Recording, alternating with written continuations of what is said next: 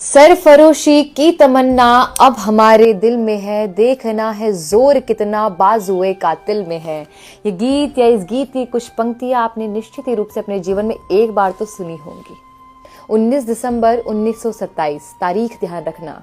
19 दिसंबर 1927 हमारे वीर वीरांगनाओं क्रांतिकारियों के इतिहास का एक और काला दिन।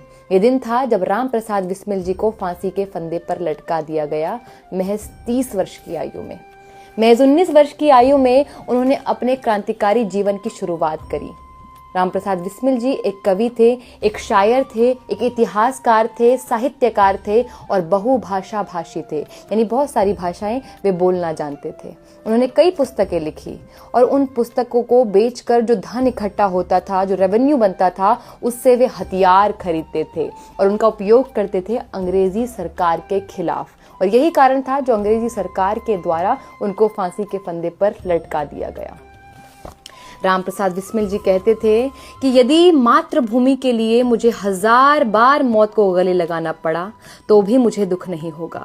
हे प्रभु, मुझे भारत में 100 बार जन्म दो, परंतु मुझे यह वरदान भी दो कि हर बार मेरा जीवन मातृभूमि की सेवा में ही लगे। ये बोल थे राम प्रसाद बिस्मिल जी के।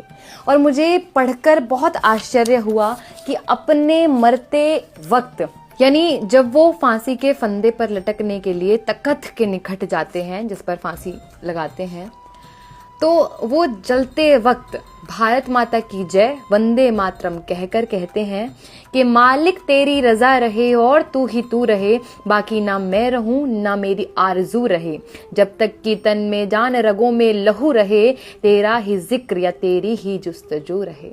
और तत्पश्चात तुरंत बाद कहते हैं कि I wish the downfall of the British Empire, मैं ब्रिटिश साम्राज्य का विनाश चाहता हूं। और फांसी के फंदे पर लटकते वक्त वो अथर्ववेद का ओम विश्वानि देव सवितर दुरितानि परासुवा यद भद्रम तन्न आसुवा मंत्र का मंत्र पाठ कर कर तुरंत फांसी के फंदे पर लटक जाते हैं। मैं आज विचार करती हूँ कि यदि हमारे देश के नौजवान में, हमारे यूथ में इन वीरों का 1% भी आ जाए तो आज जो हमारे देश की हालत है शायद इससे और कहीं बेहतर हो सकती है। क्यों? आप जानते हो कि राम प्रसाद बिस्मिल जी अपने मरने से 3 दिन पहले तक एक पुस्तक को लिख रहे थे, यानी पुस्तक खत्म कर रहे थे, और उनकी कुछ अंतिम लाइनें लिखते हैं। और वो अंतिम लाइनें कुछ इस प्रकार थी कि मरते बिस्मिल रेशम लहरी अशफाक अत्याचार से, होंगे पैदा सैकड़ों इनके रुधिर की धार से। यानी हम जैसे क्रांतिकारी मरेंगे, लेकिन अंग्रेजी सरकार से कहते कि तुम ध्यान रखना, जो हमारा रक्त होगा उससे हमारे जैसे कई वीर वीरांगनाएं निकलेंगे। मैं कहती हूँ कि आप अपने घर में रामायण पढ़ो या ना पढ़ो, भगवत गीता पढ़ो ना पढ़ो, लेकिन ऐसे वीर वीरांगनाओं का चरित्र व्यक्तित्व जरूर पढ़ो, ताकि आपके बालक इसका 1% ग्रहण कर पाए। यदि 1% भी ग्रहण करेंगे तो भी चलेगा।